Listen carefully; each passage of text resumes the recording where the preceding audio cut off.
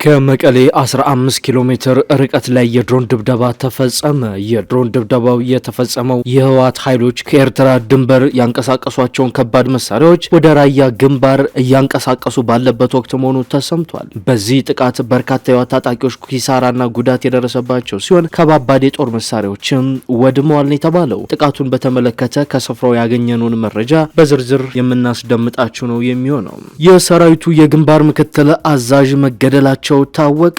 ምክትል የጦር አዛዡ በትላንትናው ዕለት ተገድለው የቀብር ስነ ስርዓታቸውን በወታደራዊ ስነ ስርዓት እንደተፈጸመ ታውቋል። ይህ በአፋርና በትግራይ አዋሳኝ አካባቢ ላይ የተፈጸመው ግድያና ወታደራዊ የቀብር ስነ ስርዓት መነጋገሪያ ሆኗል። ለመሆኑ የተገደለው የግንባር ምክትል ወታደራዊ አዛዥ ማን ነው? ዘገባችን ለዚህ ጥያቄ መልስን ይዟል። ብልጽግና በይፋ አውጇል። ፓርቲው በዛሬው ዕለት አነጋጋሪ የአቋም መግለጫ ይዞ ወጥቷል። እንዳመጣጣቸው እመልሳቸዋለሁ በማለትም ዝቷል። ገዢው ብልጽግና ከውስጥም ከውጭም ተጠራርተው መጡብኝ ያላቸውን ኃይሎች በሚገባቸው ቋንቋ ላናገር ተዘጋጅቻለሁ በማለት ተደምጧል።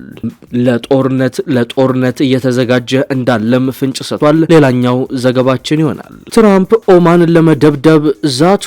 ትራምፕ የአሜሪካ ጋር የሆነችውን ኦማን ከኢራን ጋር ባለው ንግግር ጣልቃ ከገባች እደበድባታለሁ ሲሉ በዛሬው ዕለት ዝተዋል። አክብሮታዊ ሰላምታችን በያላችሁበት የዓለም ዳርቻ ይድረሳችሁ። የተወደዳችሁ የአንድ አፍታ ሚዲያ ቤተሰቦች እነዚህና ሌሎች መረጃዎችን አጠናቅረን መተናል። እንደተለመደው ቪዲዮን ላይክ አድርጋችሁ በመጀመር አብራችሁን እንድትቆዩ ግብዣችን ነው። በ1.9 ሚሊዮን ብር ሙሉ ክፍያ በመሃል መርካቶ ተክለ ሃይማኖት የሱቅ ባለቤት ይሁኑ። በአንድ ዓመት ውስጥ የምናስረክባቸው G+5 ዘመናዊ ሞል በተለያየ ካሬ አማራጭ ከ640 ሺህ ብር ቅድመ ክፍያ ወይም በሙሉ ክፍያ 11 ካሬ በ1.9 ሚሊዮን ብር 16 ካሬ በ2.4 ሚሊዮን ብር 22 ካሬ በ3.5 ሚሊዮን ብር 32 ካሬ በ6.4 ሚሊዮን ብር ሙሉ ክፍያ በኔት ኤሪያ ያለምንም ዋጋ ጭማሪ ወይም በፊክስድ ፕራይስ እና በፉል ፊኒሽ የምናስረክባቸው ሲሆን ቀድሞ ለሚመጡ ለ10 ደንበኞች እስከ 20% የሚደርስ ልዩ ቅናሽ አዘጋጅተናል። የዚህ ድል ተጠቃሚ ለመሆን ፈጥነው ከታች ባለው በድርጅቱ ስልክ ቁጥር ይደውሉ። ሜሪት ፕሮፐርቲስ።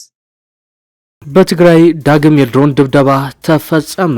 የህወሓት ጦር ባለፉት 2 ሳምንታት ብቻ ከ6 በላይ የድሮን ጥቃቶች ተፈጽመውበታል። በሸረሪና 3 ተከታታይ የድሮን ጥቃት፣ በራያ መረዋና በራያ ቆቦ ደግሞ 4 የሚሆኑ የድሮን ጥቃቶች፣ ከዚህ በተጨማሪም በኢትዮ ሱዳን ድንበር ኩርሙክም በተመሳሳይ የአየር ድብደባ ተፈጽሞበታል። ይህ የአየር ላይ ቅኝትና የአየር ላይ ጥቃት ዛሬም ቀጥሎ ከመቀሌ በ15 ኪሎ ሜትር ርቀት ላይ በሚገኝ ስፍራ ዛሬ ረፋድ ላይ የድሮን ጥቃት ተፈጽሟል። ዛሬ ነሐሴ 12 2018 ቀን ረፋድ 3:30 ገደማ ከመቀሌ በቅርብ ርቀት በሚገኘው አንደርታ ወረዳ የድሮን ጥቃት መፈጸሙን ቢቢሲ ጭምር አረጋግጧል። የድሮን ጥቃቱ የተፈጸመው በእንደርታ ወረዳ ቀዳማይ ወያኔ ቀበሌ የተፈጸመ ሲሆን ጥቃቱ የተፈጸመበት ቦታ ከመቀሌ 12 ኪሎ ሜትር ርቀት ላይ ይገኛል። የድሮን ጥቃቱ የተሰነዘረው በፌዴራል መንግስት መሆኑን ቢቢሲ ትግረኛ በዘገባው ያመላከተ ሲሆን በጥቃቱ የኩሃ ከተማ በሰዎች ላይ ጉዳት መድረሱን እና በሰዎች ላይ ጉዳት መድረሱን የዓይን እማኞች ገልጸዋል። ከረፋዱ 3:30 ገደማ በተፈጸመው በዚህ ጥቃት አንድ ሰው ህይወቱን እንዳለፈና አንድ ተጨማሪ ሰው መቁሰሉን የዜና ምንጩ ከአካባቢው ባለስልጣናት አገኘሁት ያለው መረጃ ያመላክታል። ቢቢሲ በዚህ ጥቃት አንድ ሰው ነው የተገደለው ቢልም ለመንግስት ቅርበት ያላቸው የመረጃ ምንጮች ግን በርካታ የህወሓት ታጣቂዎች መገደላቸውን እንዲሁም ደግሞ በርካታ ከባባድ የጦር መሳሪያዎችም ዶግ አመድ መሆናቸውን ነው እየዘገቡ የሚገኘው። የድሮን ጥቃቱ ተፈጽሟል የተባለው የኢትዮጵያ ሀገር መከላከያ ሰራዊት ስለዚህ ጥቃት እስካሁን ያለው ነገር የለም። በተመሳሳይ በህወሓት በኩልም ስለ ጥቃቱ ይህን ዘገባ እስካጠናቀርንበት ሰዓት ድረስ ምንም የተሰጠ መግለጫ የለም። ከመቀሌ በቅርብ ርቀት እንደርታ ላይ የተፈጸመው ይህ የድሮን ጥቃት በህወሓት የጦር መሳሪያ ክምችት ላይ ያነጣጠረ ነው። የድሮን ጥቃቱ በተፈጸመበት ቦታ ላይ አዲስ የጦር መሳሪያ ክምችት መውደሙንም የመንግስት ቅርበት ያላቸው ምንጮች ዘግበዋል። ይሁን እንጂ በዚህ ጥቃት ስለደረሰው ኪሳራና ጉዳት ከገለልተኛ አካላት በኩል የወጣ ዘገባ የለም። የፌዴራል መንግስት ከቅርብ ጊዜ ወዲህ የለየለት ጦርነት ውስጥ ሳይገባ በህወሓት ላይ ተደጋጋሚ የአየር ጥቃቶችን እየሰነዘረ ነው። ባለፉት ተከታታይ ሳምንታት ከሽራሮ እስከ ሸረሪና ራያ እስከ መቀሌ ዙሪያ በተደጋጋሚ የድሮን ጥቃት የተፈጸመበት ቡድኑ የሲቪል አየር መከላከያ ማስጠንቀቂያ ወደ ማውጣትም ተሸጋግሯል። የድሮን ጥቃቱ ቀስ በቀስ የህወሓት አመራሮች ዋና መቀመጫ ወደ ሆነችው መቀሌ መቃረቡ ውጥረቱን ይበልጥ እንዲያይል ያደረገው የዛሬው የመቀሌው ዙሪያ የድሮን ድብደባም የአየር መከላከያ ታጥቋል በሚል በደጋፊዎቹ የሚነገርለትን ህወሓትን አቅሙን የፈተነ ስለመሆኑም ተጠቁሟል።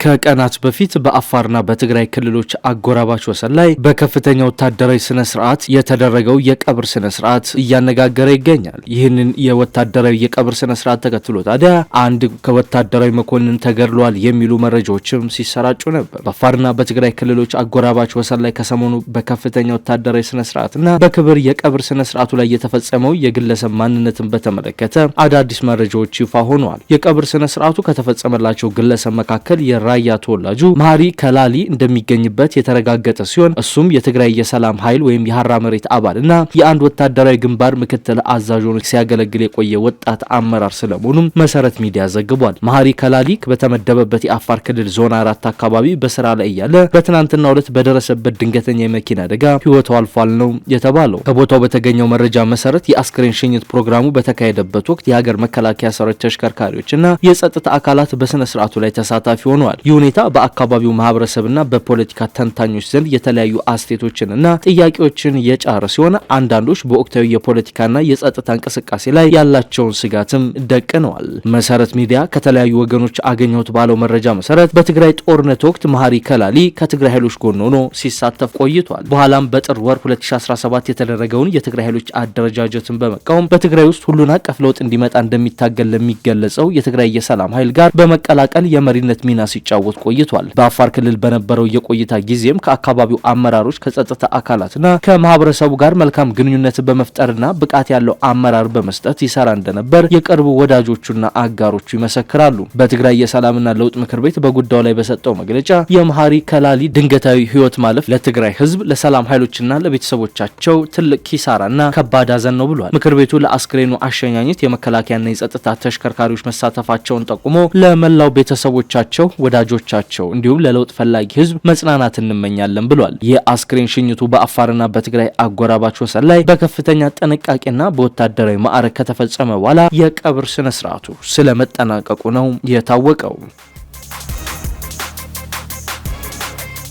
የገዢው ብልጽግና ፓርቲ እየዛተ ነው። እንዳመጣጣቸው እመልሳቸዋለሁ እያለ ነው። ገዢው ብልጽግና ፓርቲ ከውስጥም ከውጭም ተጠራርተው መጡብኝ ያላቸውን ኃይሎች በሚገባቸው ቋንቋ ለማናገር ተዘጋጅቻለሁ ሲል ዛሬ አሳውቋል። ፓርቲው የቀድሞ ወላጅ አባቱን የሚባለው ህወሓት እንደሚያደርገው በጀመረው የሳምንታዊ መልእክት አቋም መግለጫ ለጦርነት መዘጋጀቱን ፍንጭ ሰጥቷል። እንደ ህወሓት መራሹ ኢህአዴግ የአንድ ቡድን የበላይነትን በማንጸባረቅ የሚከሰሰው ብልጽግና በተለያዩ አካባቢዎች የሚንቀሳቀሱ ታጣቂዎችን እኩልነት አጋርነት ጠል ናቸው ሲል ወንጅሏል። ብልጽግና በሳምንታዊ መልእክት መግለጫው ህወሓት ሲከተለው የነበረውን አጋርነት አልተቀበሉም ያላቸው ታጣቂ ኃይሎች ከውጭ ኃይሎች ጋር በመተባበር ወንጅሏል። ፓርቲው በአቋም መግለጫው በተወሰኑ የሀገራችን ክፍሎች የሚንቀሳቀሱ ታጣቂ ኃይሎች ከእኩልነትና አጋርነት ይልቅ ተላላኪነትን መርጧልም ሲል ይወነጅላል። በስም ያልተጠቀሱት ታጣቂ ኃይሎች የሌሎች ፍላጎት ማስፈጸሚያና መሳሪያ በመሆን ሀገርን የማፍረስ ዓላማ አንግበው እየተንቀሳቀሱ ነው ሲልም ከሷል። የታጣቂዎች እንቅስቃሴ ኢትዮጵያን የማዳከምና የመበተን ስትራቴጂካዊ ፍላጎት ላላቸው የውጭ ኃይሎች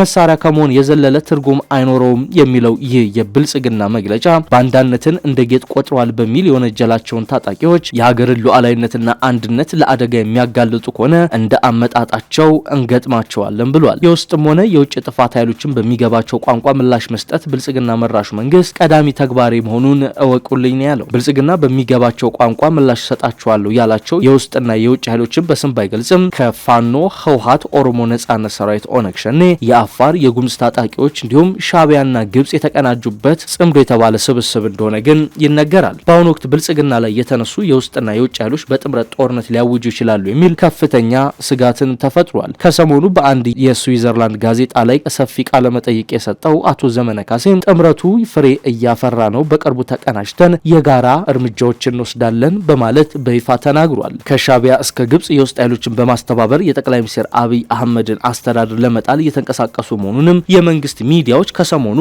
በአርቲፊሻል ኢንተለጀንስ ታግዘው በስፋት እየዘገቡት ነው። በአማራና ኦሮሚያ ለዓመታት የዘለቀ ውጊያ እየተደረገ ሲሆን በትግራይ ክልል አዲስ ጦርነት ሊጀመርም ሁለቱ ኃይሎች ዳርዳር እያሉ ነው። እንዲሁም በጋምቤላ፣ ቤኒሻንጉልና አፋር አዲስ የታጣቂዎች እንቅስቃሴ እየተፈጠረ ስለመሆኑም ከቅርብ ጊዜ ወዲህ የሚወጡ መረጃዎች ያሳያሉ። ከመንግስት ጋር በየፊናቸው እየተዋጉ የሚገኙ ታጣቂ ኃይሎች የጠላት ወዳጄ ነው በሚል የፖለቲካ ስሌት በአንድ ጎራ ተሰልፈው ብልጽግና ለመውጋት እየተዘጋጁ እንደሆነ በይፋ ይናገራሉ። ከታጣቂዎች ጀርባ እንደ ሻዕቢያ ያሉ ጸረ ኢትዮጵያ የውጭ ኃይሎች መኖራቸው የማስረጃዎች የተገኘላቸው ሲሆን ጽምዶ የሚባለው ጥምረትም ከጊዜ ወደ ጊዜ መሬት እየረገጠ ነው። ብልጽግና በሚገባቸው ቋንቋ አናግራቸዋለሁ ያላቸው እነዚህ ኃይሎች በአሁኑ ወቅት ተቀናጅተው ጥቃት ለመክፈት እየተዘጋጀ ነው ብለዋል። እርስ በርሳቸው በጠላትነት የሚፈላለጉ ኃይሎች በአንድ ጎራ መሰለፋቸው ግራ አጋቢ ቢመስልም የጋራ ጠላታችን ነው ያሉትን የኢትዮጵያን መንግስት ለመውጋት ግን እንደሚተባበሩ ሁሉም በየፊናቸው እየገለጹ ይገኛሉ።